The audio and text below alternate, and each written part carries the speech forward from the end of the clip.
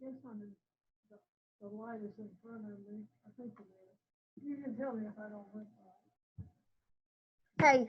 Hey, Jenny, you're not going to be on the video very much. We're going to spotlight Ms. Washington when the three of you are on. And that way, even when you're talking, I'll ask April, but don't you think we should do that? On this one, I don't, you know. Because that way it's just like having a camera on her the whole time. Yeah, it's really about her. I think that's what we've done in the past with other ones I have. So, okay. Hey, April.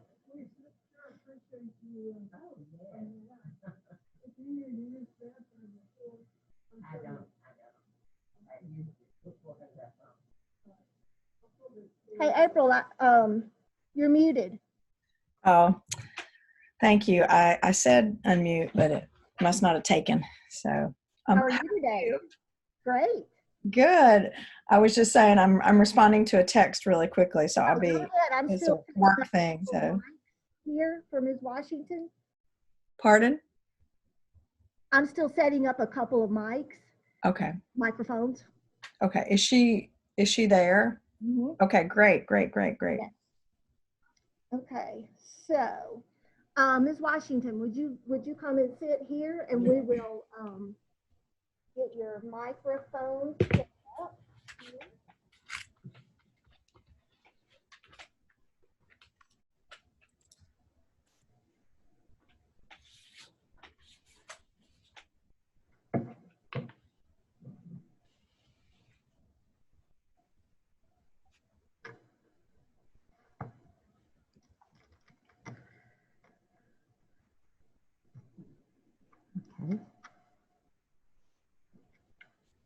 Good morning.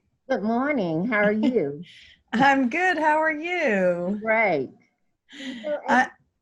I'm April Grayson, and we have met many years ago, but I'm so honored to do this interview because everybody I know in Lafayette County just sings your praises, and I've heard so many good things about you. So thank you for taking the time and letting me do this. So yes, you're quite welcome, and I'm honored to be here.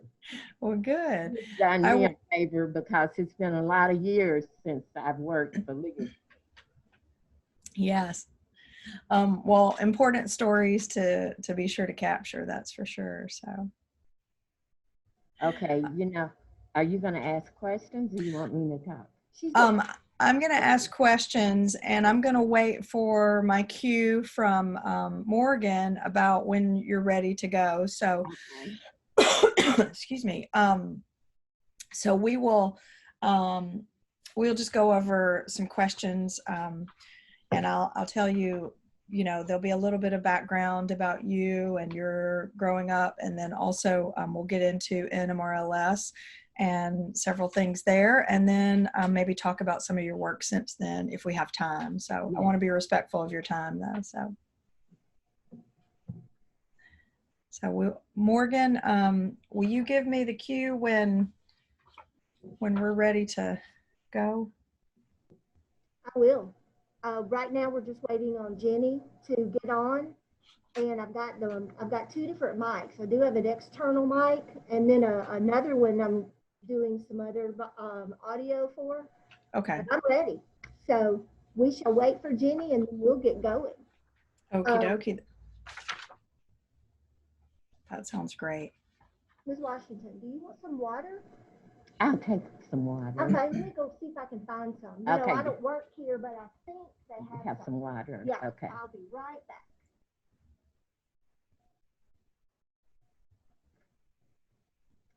I like this office. It's nice. You're able to work here. It's nice. Years ago, we were downtown in the Baker building. Oh, I did not know that. Yeah, or I probably did, but forgot. Yeah, and we moved from there to the Scruggs building. Okay. And from there down in the building with the Oxford Eagle on Jackson Avenue. Oh, okay. Mm-hmm. Okay, that's good to know. Uh-huh. Yes.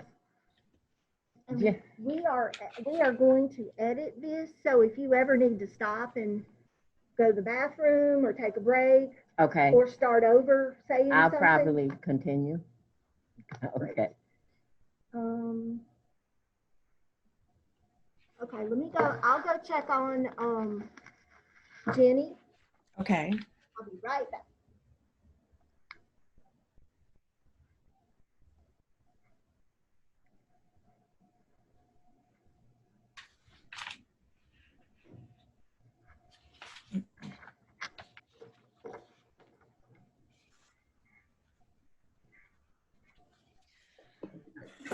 Excuse me. Hello, Hello. Hi, Jenny.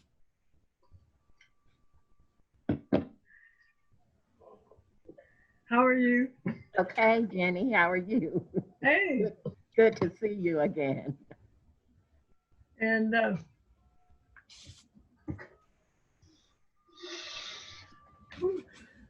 we go.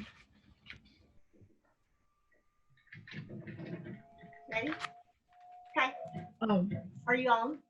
I am, Okay. and April just said hi. So Okay. All right. As soon as I sit down, we'll get going. I'll tell you.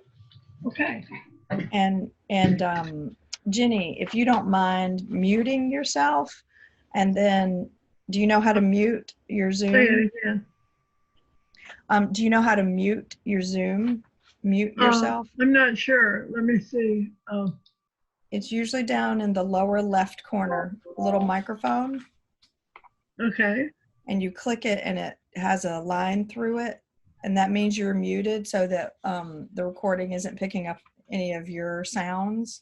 Should it be audio settings? No, that's the speaker. You just click literally on the little icon, the little microphone. Yep, that worked. That worked. Great. And then if, as we're moving through the interview, if there's something towards the end that you feel like we didn't capture in the interview, Jenny, you can unmute yourself and you can ask a question to Ms. Washington too, if you want to do that.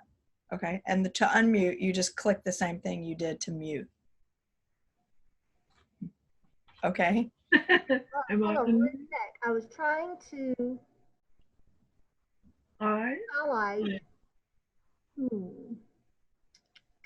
And Lena, if I'm pretty sure this goes with the office rules.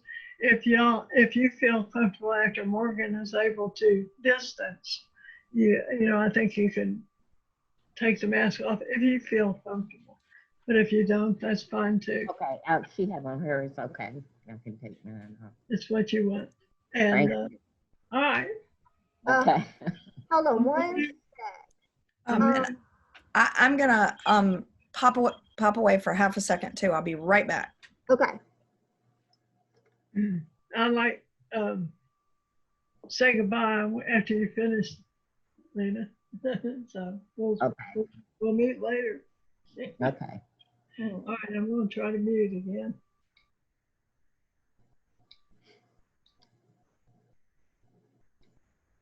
Jenny, I got my kidney October 1st. Yeah. Oh, wonderful. Yes. How are you feeling? I'm feeling a lot better. Oh, good. Well, we definitely need you out there in full force. Yeah. Well, I kept working. I never quit.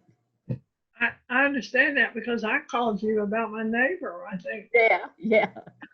During all that time, we were trying to find, and it was 100 degrees and she had all those children and no air conditioner. And so she finally, I don't know, I gave her your name and telephone number, and either you or she found something for them. Yes, I did. But I'm not going to let a person go when I can't do it. They're destitute. I know that's the way you are. And people, and children were dying that summer. I mean, I know. And it was awful. And so, and I was telling Morgan that you get the people who fall between the cracks, of the welfare guidelines, and sometimes even the Yes. legal services Do you guidelines. want me to tell what I do now first? Uh, uh, I'll, I'll let April kind of Yes. direct the interview. Okay. She's real good at that. thank you, So Jenny. anyway, but I'll I'll just, pick it up if needed. Okay.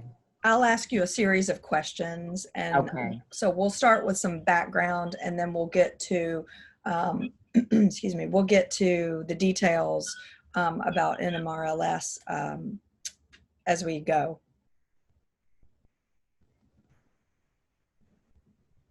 Well, I was trying to spotlight her so that her face is on the screen more than any other.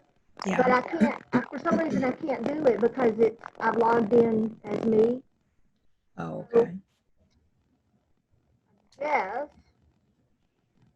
I don't know why it's not doing. That's fine. Okay, Okay. we will. So we'll just keep it so that, I mean, her face will be on screen when she's speaking, so that's okay. Okay, I'll try to mute when I'm after I answer the question, and that way it won't pop to me Sounds good. if I make a sound. Yeah, let's go ahead and get started, and if we need to do something differently, I'll just wait. So Jenny, I'm getting a lot of feedback. Like when I hear you talk, you got some reverb and weird feedback. So is that coming through her mic or? Are you getting the feedback from me when I talk? I don't think so. No. Okay. Okay. Now that's better. That's better, Morgan. Okay, Sorry. I had two mics and I just did one. I got rid of one. So this Okay. hopefully will work. Okay, great. Jenny, you're on. Can you mute yours, Jenny? Did you ask me a question? Yeah. Will you mute your microphone again, please? Yes, right Okay. now. Okay, we're ready, April. Okay, great. Thank you. This is April Grayson interviewing Ms. Lena Washington on June 26th, 2020. We are in the midst of the COVID-19 pandemic. So while we are all in Oxford, Mississippi, we are utilizing Zoom format as a recording. And so Ms. Washington is in the offices of North Mississippi Rural Legal Services, and the others of us are in separate spaces. So thank you, Ms. Washington, for being here. And we're going to talk today some about your background and your community work, and with some specific focus on your time at NMRLS. And if at any time you have trouble understanding me or anything, please don't hesitate to let me know. So I wondered if you could just start by telling me your full name and where you were born. Lena Wiley Washington. I was born in Marshall County, Mississippi, reared partly by my grandparents, my aunt, and then my mother. And where did you grow up? Could you give me maybe an overview of your childhood and your adolescence? Yes, I grew up partly in Marshall County on a farm with my grandmother who taught school and in the community. If you will remember, there were the little schools that they had that had the little pot-bellied stove in the center. And we would walk there every day and come back home. And she taught me to read at an early age. I can read at 4 years old, I could read as well as I can read now. Hey, let's pause for 1 sec. Okay. Let me do one more thing here. Now, I think that's the view that we want. Okay. Okay, I'm Okay, sorry. Now okay. I think we're good, Ms. Washington. Okay. Go ahead. And after moving to Oxford, I came here and went to school and worked and married. I have 4 children, and they're good. My older son works for Walmart, and he's in management. And my daughter is a nurse, and she works in Memphis, my second daughter. And the second son, he's here, he sells cars. And Brandy works for Federal Express. That's the youngest in the international department. Okay. Sorry. And sorry, y'all. okay. I'm messing this up bad. Okay.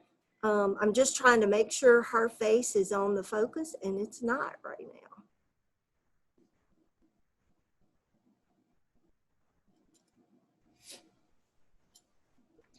Okay, so we'll go back to that. Okay. Okay, I'm ready. Go ahead now. Okay, great. Thank you. Ms. Washington, can you give me just a couple of details about what was there a name of the community in Marshall County where you grew up? Yes, Waterford, Mississippi, and we lived on a dark corner road. Dark Corner Road? Yes, Okay. on the farm. And do you mind telling me what was your grandmother's name and your parents' names? Lemmy Marion was my grandmother's name. And my parents, my mom, Tama Lou Marion, and my father, James Roland Washington. Okay, thank you. And so when did you move to Oxford? I moved to Oxford after my grandmother passed away. And that probably, I think I was 6 years old. And I'm 72 now. Okay. Could you tell me a bit about your early years in Oxford, where you went to school and what the community was like in your experience then? Okay, in the early years, I went to school here at Central High School. And the early years were, during the early years, we couldn't go to certain stores. Black people couldn't enter in certain stores. And I remember that well. We couldn't go in certain stores on the square. And we couldn't drink out of certain fountains. So I would say we have made tremendous progress from that era to now. But seems to me like we're going back 100 years. And so what was the kind of community that was closest to you in your life when you were a young person? And could you tell me a little bit, like, what did it look like and feel like, and how did it seem in Oxford? In Oxford, it was pretty good. Now, I started working at the university when I was 12 years old. I worked the switchboard in the dorm, and we were referred by the principal. You had to have good grades. You couldn't work out there if you didn't have good grades and you didn't speak well. And so what I did was I worked the switchboard, signed the girls in and out.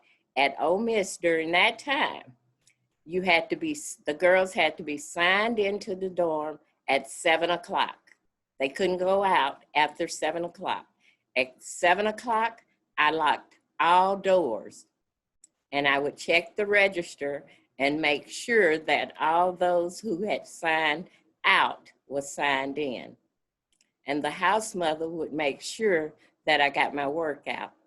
And I would walk to the university, be there at 4 o'clock, get off at 8:45. I worked 7 days a week.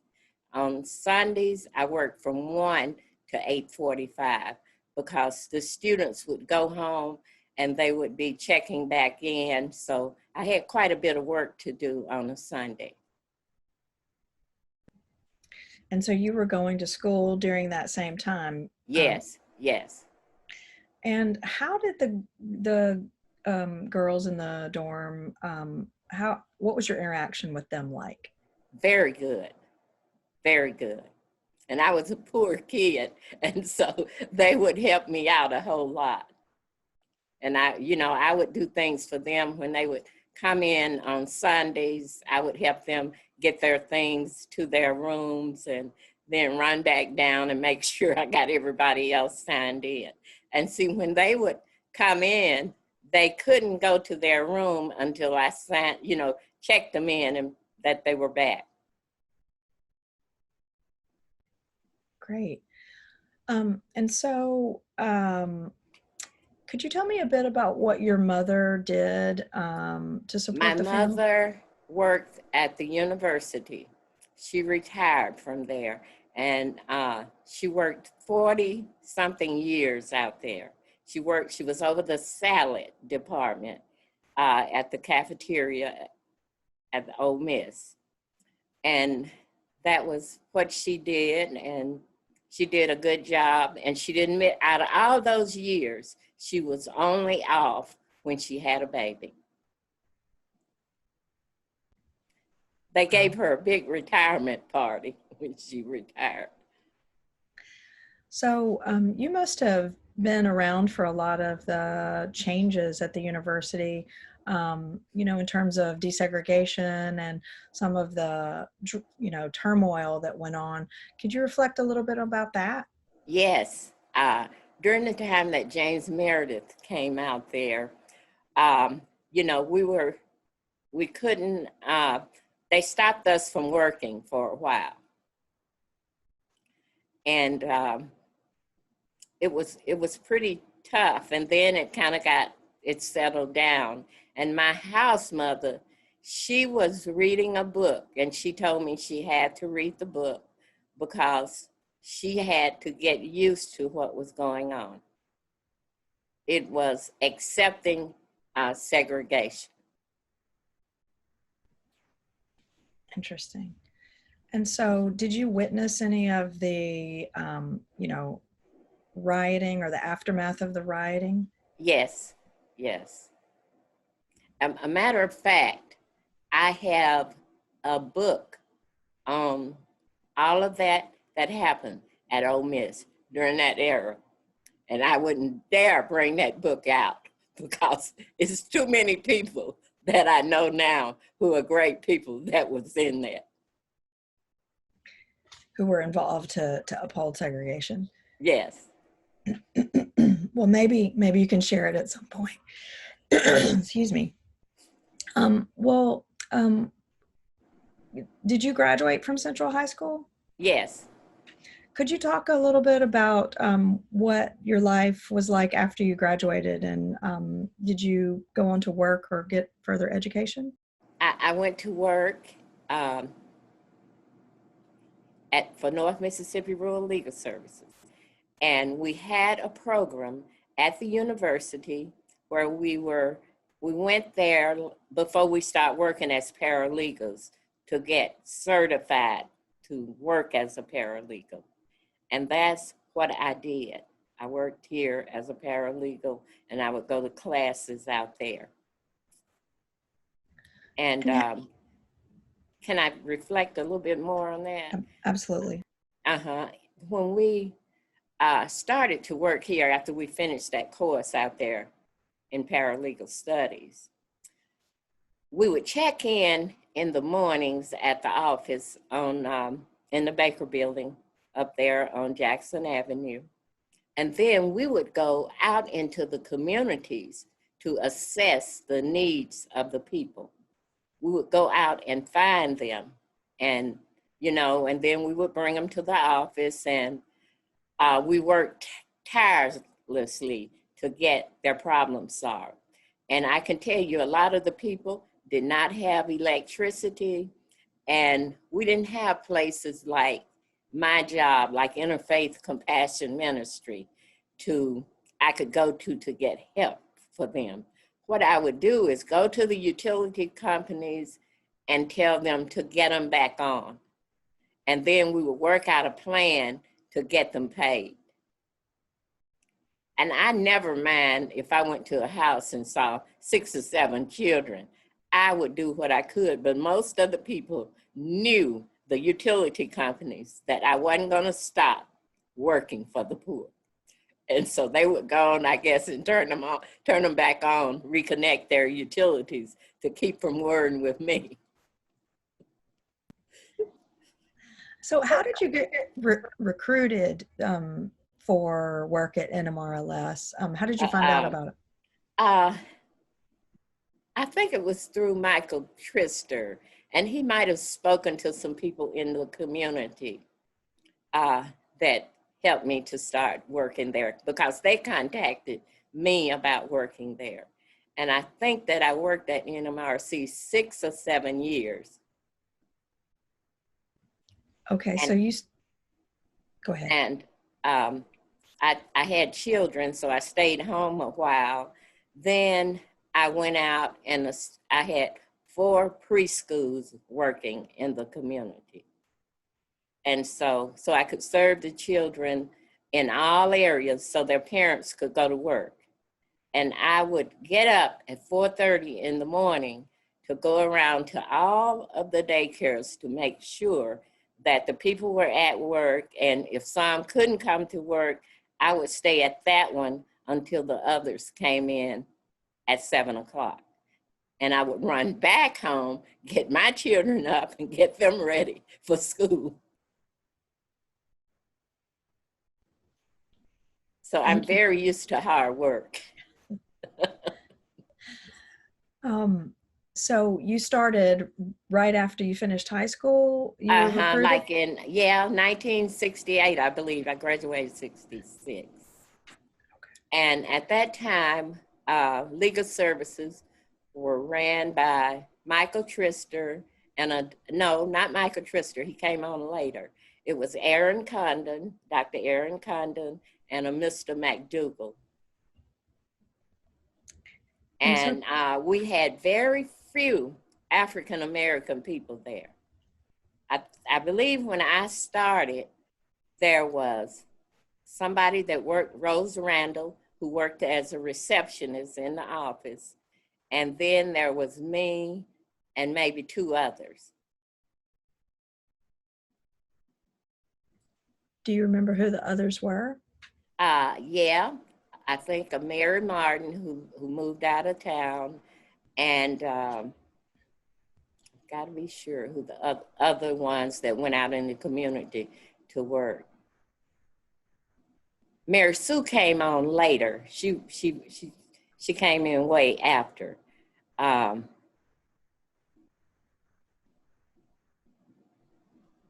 think it was Odessa Houston. Okay. And so you were asked if you would be interested in being a community worker at NMRLS? Yes. And so you got some training immediately at the university? Is that what you're saying? Yes. And what was that like? And do you remember details about that training? Details about that training. It just went through everything that you should do to be a paralegal. You got all of that training, and you got like a diploma for that after you finished that. And that took about 4 hours per day, I believe, for 3 months. Great. Do you remember who led that training? Dr. Aaron Condon and Dr. McDougall.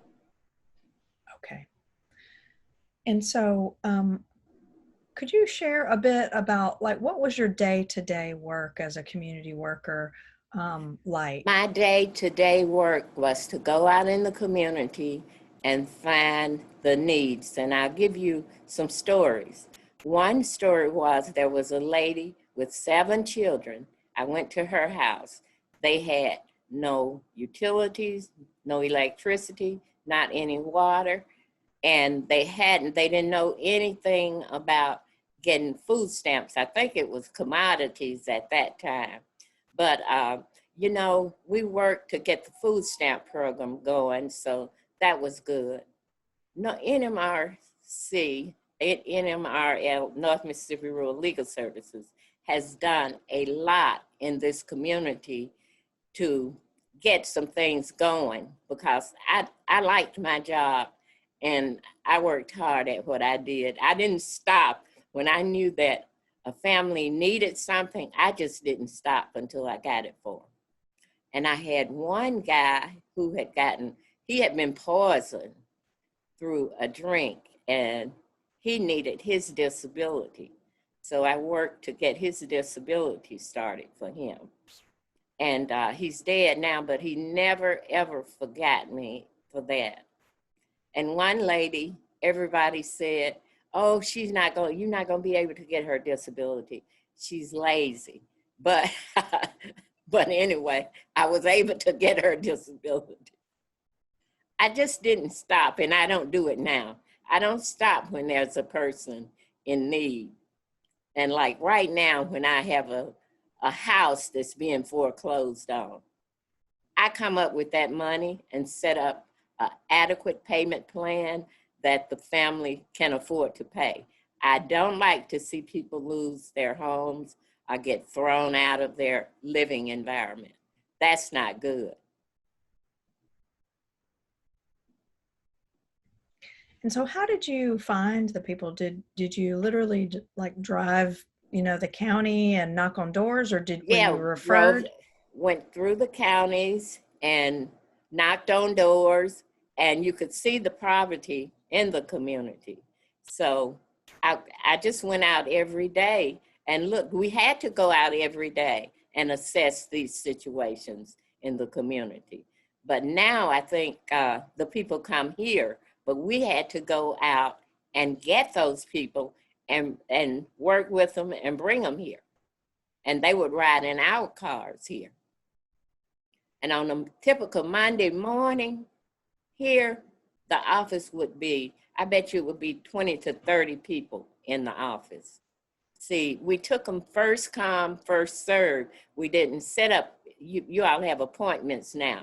There was no appointment system. You just came in and got help. And you mentioned you started downtown in the Baker building. Yes. And so could you talk a little bit about what that was like being in the heart of Oxford, which is now very gentrified, and what it looked like then, and the dynamic around race, maybe? You know what? I think during that time, they did not want legal services here because they didn't want to change. That was a big change, going out telling the people what their rights. They had rights. They had welfare rights and legal rights. And that was something that they did not know. And so a lot of the establishments didn't like that, but that's what we were hired to do. And I would say that if a Black person did not, and I hate to put it, I don't usually like to use race, but if they didn't make it during the late 60s or 70s, when things were wide open for them, and they are not wide open for them right now, they wasn't gonna make it. You had to take advantage of that era. And I did. I think that's what you had to do then, because we just had a lot of things. Everything was opening up for minorities. So that was what was needed at that time. And I started a food buying club, and because a lot of people did not know how to prepare a good meal. A lot of people would eat things that weren't healthy for them. So we had fresh vegetables, a truck coming in, fresh vegetables, fresh fruit, and you would get some meat items, and you would get enough to last you a whole month for $15. And that was our buying club, food buying club. And I thought that was wonderful. And I took a group of my welfare ladies to Washington, D.C. to a welfare rights meeting. And so during that time, we went on the bus. And let me tell you, somebody hit the bus. And I wasn't hurt, and I wasn't thinking about getting any money. And some of the ladies said, asked me, they said, Lena, we've got a big check. Have you got one? I said, no, I didn't even. They said, you better go get your check. I said, well, I didn't know I was going to get a check because I wasn't hurt.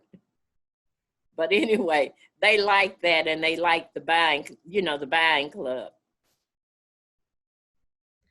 And so was that trip to DC during your time at NMRLS? Yes, it was during the time at North Mississippi Rural Legal Services, and they approved that trip. And so the women that went with you, were they part of the community that you were serving? They were, yes, part of the community that I was serving. They were in the welfare rights group here in town, because I had organized that group here in town. And so that's what we did with the buying club and everything, to do that. And that was an experience for them. I see some of them now and they still talk about it. I wish we had that food buying club open up. Do you mind sharing some of the names of the people who participated, just for the record? Just for the record, okay, there was a Lina Mae Langhorn, Beatrice Alford, and I think Miss Qualls went, Mildred Qualls. And those three I knew. Miss Thelma Phillips, she's still living. Is that enough? Sure, sure. Okay. And so with that club, or the welfare rights group, what were, other than the food buying club, were there other activities that you did in the community? Yes, we would raise money. They always liked to party. So we would rent the Civic Center to raise money so that so that everybody that didn't have their $15, they could still get food. To supplement the... Yes. Okay. Well, you mentioned Miss Quarles, and I wondered if you could reflect a bit on her role in the community. And I know that she was an important figure at NMRLS. Could you talk about her? Could you talk about her a bit? Yes, she was a wonderful figure, and she was for the rights of everybody, and I am too, because you know what? There are poor whites like it is poor blacks, poor Hispanics. But Miss Qualls, she was very interested in the rights of everybody, to make sure that everybody had adequate home, adequate food, adequate living environment. That was what she was about. And she did a lot in the civil rights area too. And Miss Qualls was just a dynamic figure in the community. Do you know much about the desegregation of schools case that she was involved in? Do you remember? I don't know too much about that, but I remember it. Okay. I do remember that. So I wonder if you could talk a little bit about, it sounds like most of the community workers, if not all, were women. And could you talk I know there was one man, and Dwight Mosby, and he lives in Milwaukee, Wisconsin now, and he was my classmate, and I do know that he was one. And I'm trying to think, seemed like, was Sandy Ely? I believe he was one too. Okay. Okay. Do you have any thoughts on the role of women as community workers? Did it give you could you talk a little bit more about maybe the issues of trust, or what it was like to work in the community as community workers rather than, attorneys or other things? To me, it was great because just going in the community and doing what you could for a person. And I want to tell you, they started calling me after I got out there. A lot of them that I had visited, they would tell others, and they would get in touch with me. And one man, he was needing his disability, and well, I wasn't working for legal services then, but he came to me and he said, "Would you help me get my disability? How much will you charge me?" I said, "Nothing. I just want you to have it if you're entitled to it and need it." And he was. He got back, I think, $36,000. That was his lump sum check. But I don't think you get that much back now. But he was real thrilled about it. And he said, I said, "You don't owe me anything. I do what I do because I love my community and I love the people. And you're just no good if you don't help somebody. You got to help somebody. If you hold your hand tight like this, nothing comes in. Nothing comes in, nothing goes out. You have to open up your hand and your heart, and help those that are less fortunate. Looks like April got bumped off. Okay. We'll wait for her to come back on.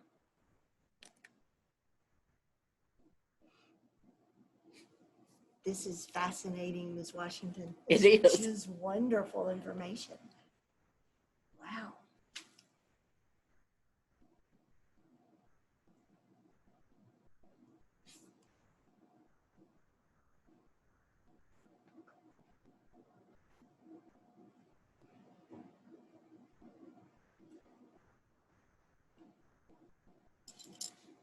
Get me a little water while she's coming back. Have we lost? Yes, we've lost April. I'm sure she'll come back on. All right. Jenny, is there anything you want to ask while we're waiting for April? Could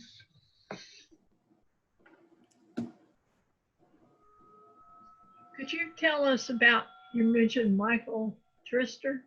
Yes. He's passed on now. Oh, he has. Yes, ma'am. He came in 2016 for a conference, and we saw him. But Yeah. He was a great person. What about Diane Zimmeroff? You don't know her? no. Okay. Could you tell us about Michael? Yes.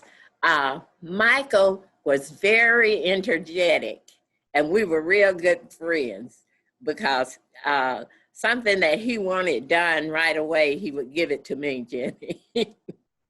He said, "Take it and do your thing. Here, I want to give this person to you." They came in the office this morning, and you see what you can do for Yeah. him. He loved assisting those in need, Jenny. Yeah. So, do you recall when you went to work for Interfaith? I went to work for Interfaith September 1999, and they had hired. I sat in church. My daughter had a cerebral palsy child, and I needed extra money. And I sat in church and I heard the announcement. And so I thought about it then. I said, well, maybe I'll apply. Then the next Sunday, I heard that they had hired a person. And so I said, oh, well, I'll forget about that. Then the next Sunday, they announced it again. They need a person as the executive director of Interfaith Compassion Ministry. So I was on the doorstep of OU Methodist Church. My appointment was at 12 o'clock. I was there at 10:30. And so Andrew Moak was there, and his interview was after me. And his mother had taught my two girls piano. And so I told him, I said, Andrew, if you get it over me, I said, I'm still gonna love you and we're gonna be friends. And Andrew came out and he called me. He said, Lena, you know, they want the person to raise money. I said, yeah, that's what I know. And he said, well, I'm not going to be good at that. But I got a call. My interview was at 12 o'clock. I got a call at 1 o'clock, and they told me I had the job. And each year, I want y'all to know that I raise about $200,000 on my own for Interfaith Compassion Ministry.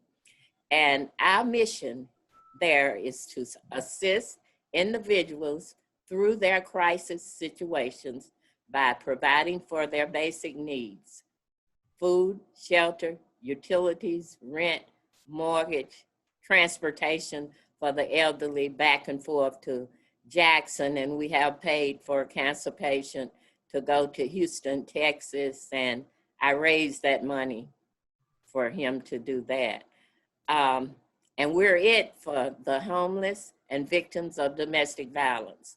The domestic violence shelter, I think, closed about 5 years ago. And I've been on my job for 21 years at Interfaith. And last year, we assisted 9,000 persons. Wow. Do you recall working with the law school civil legal clinic? Oh, yes. With Uh-huh. Okay. I still refer people out there to the civil legal clinic, and that's a big help. You know what? The poor just have no legal representation. That's why you guys have got to stay here. We have got to get somebody in Washington that will totally fund this program, because you have so many individuals that cannot afford legal representation. They just cannot. And if you see their income, you know they can't. So we just, everybody need to pull together to keep this program in place. Thank you. I'm going to turn it back over to April for a few more Okay. questions. My apologies. We had a power surge here that knocked me Okay, that's okay. took me a minute to get back on. So I'm not sure exactly what I missed, but we were talking a little bit about the role of women, and particularly in the community worker program and paralegal program. I wondered if you could talk a little bit about how maybe some of the legacy of the women at NMRLS, yourself included. Okay, well, I tell you what, I probably wouldn't be in my position now had it not been for North Mississippi Rural Legal Services. I took what I learned from the training I got at the university and ran away with it, started doing other things to help in the community. I just didn't stay stagnated and say, oh, that job is over with. I kept doing what I could in the community. I kept helping, and this week I had an elderly lady. She has chronic COPD. She cannot sleep in a bed. She sleeps in a recliner, and she needed a recliner with a lifter in it to help her get out of it. And she called me about 12 o'clock. And I talked to the chairman of my board. I said, this lady, I work for wonderful people. I work for 36 churches. I have got to say that. And all of them are wonderful people. And they let me go and do what I can to help and complete the needs of the individuals in the community. And she called me about 12, and by 1 o'clock, I had her chair. And she told me, she said, I didn't know that I was going to get the chair this quick. I said, well, where were you going to sleep? And she said, I don't know. So anyway, I went out to a furniture store here, and they gave us a good price on the chair. And I raised the money, and she called me. She was crying. She was elderly. She said, I don't know what I was going to do because I can't lay flat in a bed. So that's the kind of things that my organization do to help. And a home health worker called me yesterday. She had a man that had fleas. He's disabled and in a wheelchair. She go out there 3 times a week, and she called me. She said, Lena, we need to get these fleas out of here. And I told her, I said, okay, I'm going to have somebody out there in the morning to get the fleas. I said, well, do you have somebody? She said, yeah, I got somebody, but I just need you to come up with the money. And I said, well, okay, let me do that. And I told her, I said, you go ahead and let them go on and get the fleas out of there. Elderly people, a lot of them want to be independent if they can, and they live alone, and there's so many things that's going on there that they need assistance with. And a lot of times when they come in the office, if they need something that's not in our guidelines, I will ask all of the volunteers. I said, let's take up a collection and make sure this get done. And I'll be the first to put in mine. I'm not going to ask somebody else to do something that I won't do. And Jenny know about the elderly. They are really, really, oh, some just feel so bad for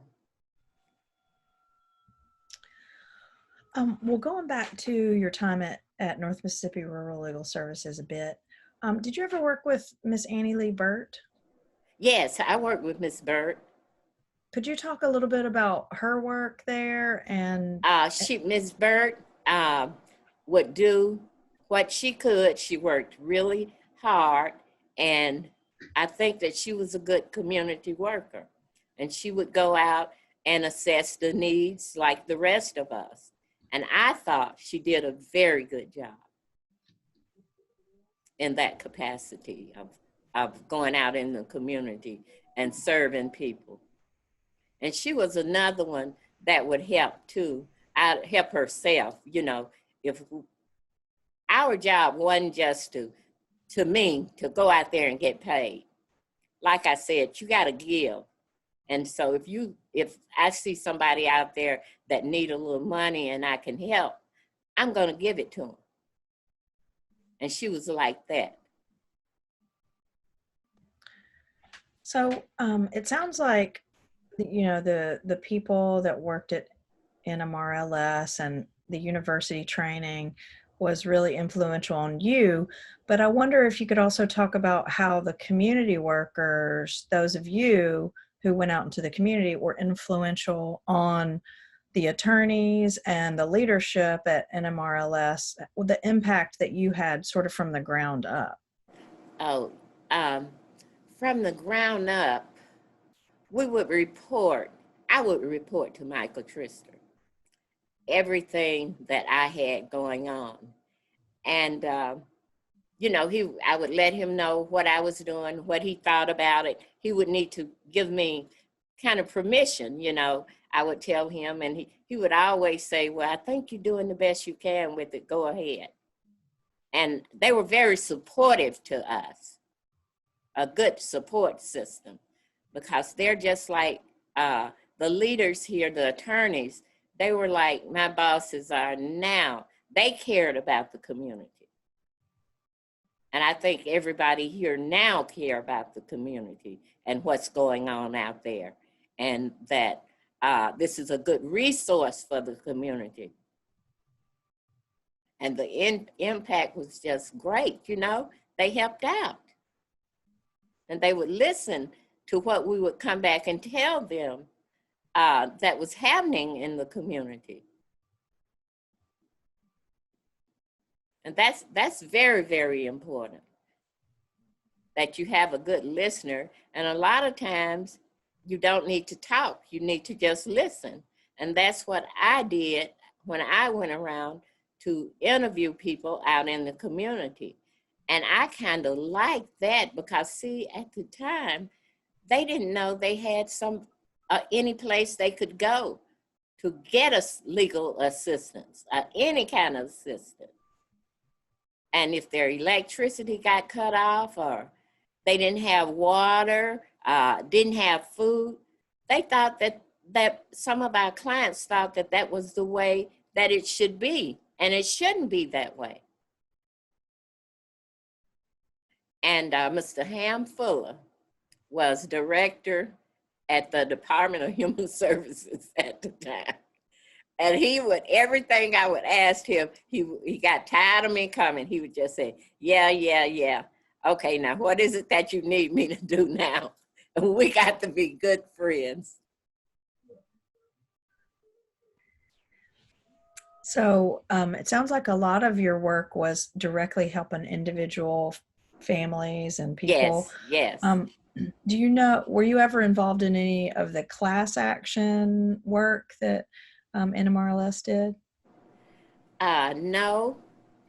No, except for I had a picket going on at the Department of Human Services. And what was that? I thought that would, because I thought that we needed, the families weren't getting enough of the commodities that they were getting out. And then they did finally come up with food stamps. And a lot of times people would say people abuse the food stamps. They would sell them, they would do this or do that. But a lot of them couldn't sell them because they had all these children and they needed the food. Did you ever get, other than people, you've said a couple of people got, tired of you showing up at their office, but did you ever get real pushback or real threats or anything from within the community, particularly when you were working on the square? No, I never did. I knew that a lot of them did not respect what was going on through legal services. At that time, April, I'm going to tell you, we needed legal services so bad like we do now. We need it now. And I just think that we need to maybe the churches could help, put together some sort of petition that, we need more funding to hire more people. The more people you have working, the more people that you can assist in the community and help. And so, that would be something I wouldn't mind talking to my board about, because I have a 36-member board, 36 churches. That's plenty influential, I think.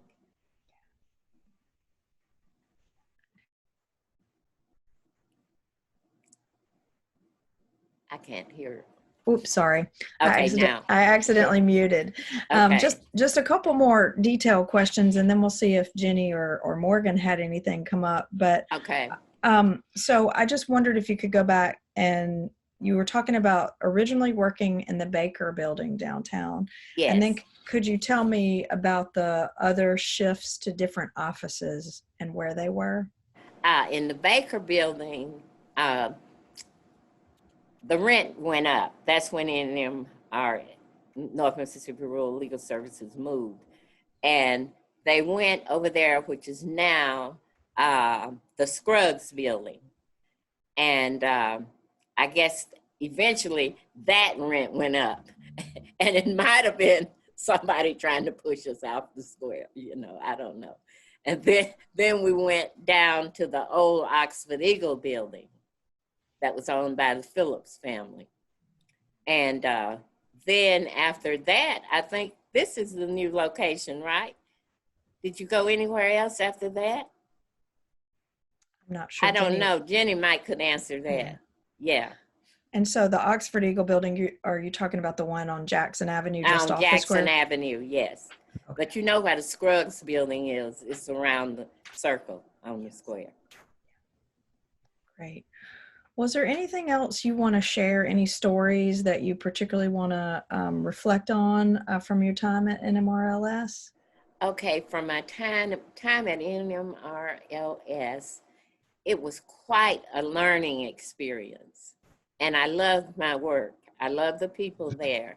And I thought that the attorneys and everybody did a great job. You know what?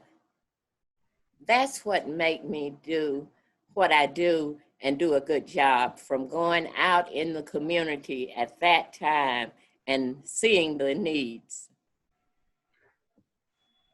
And in my position now, I know that a lot of people say, I just can't work like you do.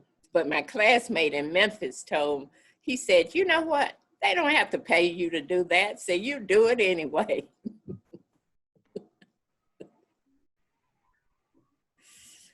So I just think that it just helped to mold my life and me. And it was just a wonderful experience. It was.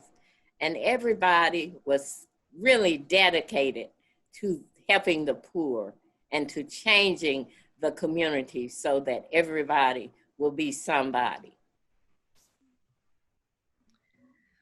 Well, I think that's all my questions. I wanted to see if Jenny had anything else that she would like to ask. I didn't. Ooh.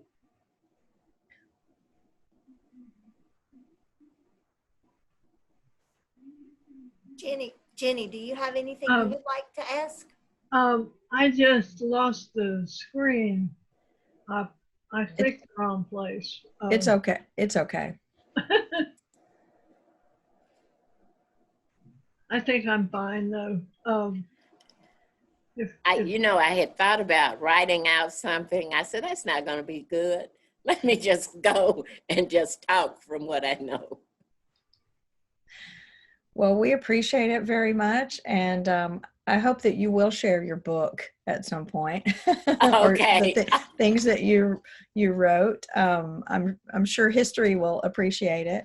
Yeah. But we thank you so much. And I hope you have a great day. I appreciate it very much. All right. And I appreciate you all. And thank you for asking me to come. It was a wonderful opportunity. Thank you so very much. Oh, that was fantastic for us, Ms. Washington. Okay. Wow. That was wonderful And information. Yeah, people on my job still call me Miss Wiley. Oh, really? Yeah, especially when I sign checks. I was a Wiley for so long, but that's what they call me. Well, that's what Jenny called you until last week. Yeah, okay. Thank you, April. Thank you so much. Thanks for everything you do for our community. Well, thank you all. Thanks for all you all do for this community. Thank you. Bye, April. See you later. Bye-bye. Thank you. Okay.